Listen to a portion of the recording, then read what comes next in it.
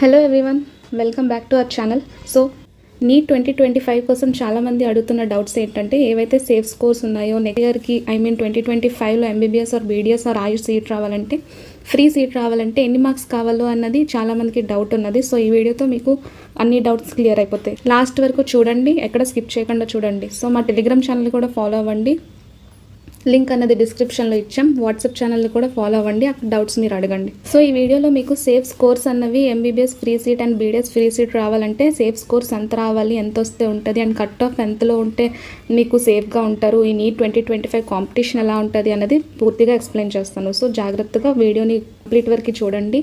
So worried about cut offs and safe score, then see this video.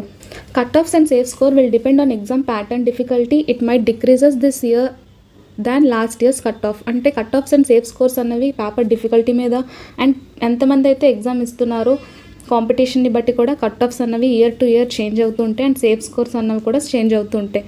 Also depends on the number of applicants. ఎక్కువ మంది apply చేసినట్లయితే ఎక్కువ cut off ఉంటుంది. And safe score difficulty paper level ఎక్కువైందనుకో cut off తగ్గే chances ఉన్నాయి last year కంటే.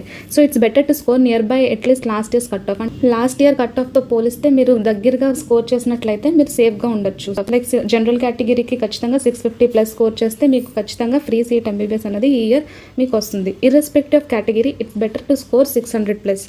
మీరు ఏ కేటగిరీ అయినా సరే, ఓబీసీ అయినా, జనరల్ అయినా, ఎస్సీ అయినా, ఎస్టీ అయినా, సేఫ్ స్కోర్ అంటే కాలేజ్ ఖచ్చితంగా రావాలి అంటే 600+ స్కోర్ చేయండి.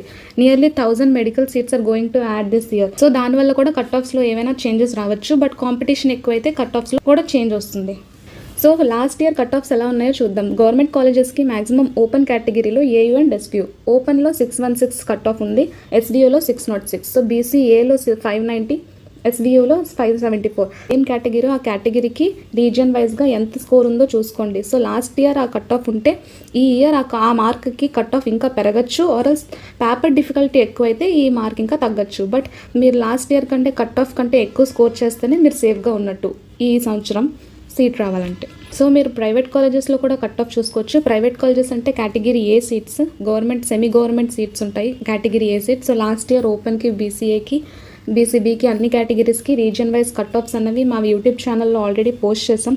అండ్ ప్లేలిస్ట్లో కూడా కాలేజ్ వైజ్ కట్ ఆఫ్స్ ఉన్నాయి, special category reservation cut offs కూడా ఉన్నాయి. ఒకవేళ మీకు క్యాప్ ఆర్ ఎన్సీసీ ఆర్ ఏదైనా రిజర్వేషన్ ఉంటే దానికి కట్ ఆఫ్ ఎలా ఉంటుంది, దాని రిజర్వేషన్స్ ఎలా ఉంటాయి అన్నది కూడా మేము పోస్ట్ చేసాం. సో మీరు ఛానల్ ప్లేలిస్ట్లో కూడా వెళ్ళి చెక్ చేసుకోండి.